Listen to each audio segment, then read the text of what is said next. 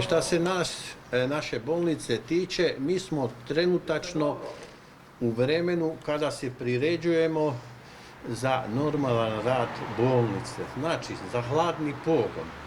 Pik same infekcije koronavirusom ja smatram da je za sada završio. Vidimo i sami da se broj novooboljelih iz dana u dan sve više smanjuje, da smo sada negdje na 10-ak novooboljelih, a isto tako da je sve veći broj onih koji su izliječeni i koji su dobro.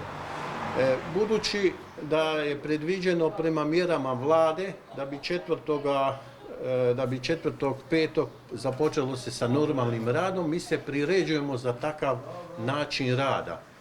Nije ono prije korone i sada, što bi ja rekao, za vrijeme popuštanja tih mjera od korone, infekcije, nikada neće biti više jednako. Zašto? Zato jer moramo jako paziti na pacijente.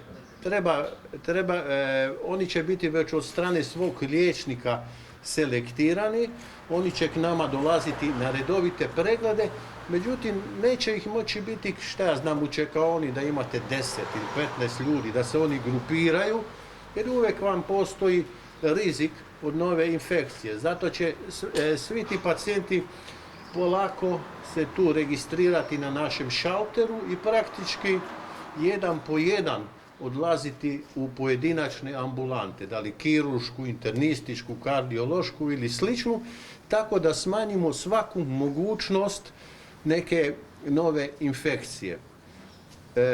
Međutim, između toga i liječnici se obučavaju, jer drugačija je procedura koja je propisana od strane Hrvatskog zavoda za javno zdravstvo.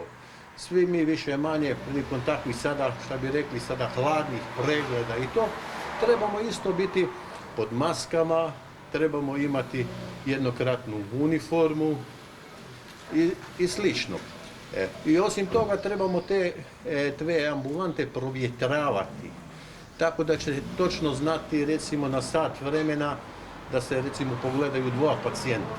Znači bit ćemo ograničeni vremenski sa svojim pregledima.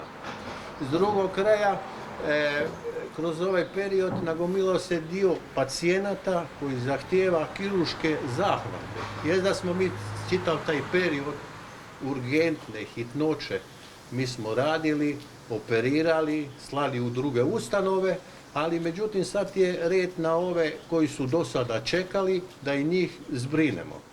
Tako da polako se otvara kirurški program koji zahtijeva da takvi pacijenti prije kirurškog zahvata budu testirani na koronu. Ako su negativni, oni će normalno moći biti operirani. Malo će se prolongirati vrijeme dok zbrinemo sve to, ali obavit će se to. Hvala. Ako nema više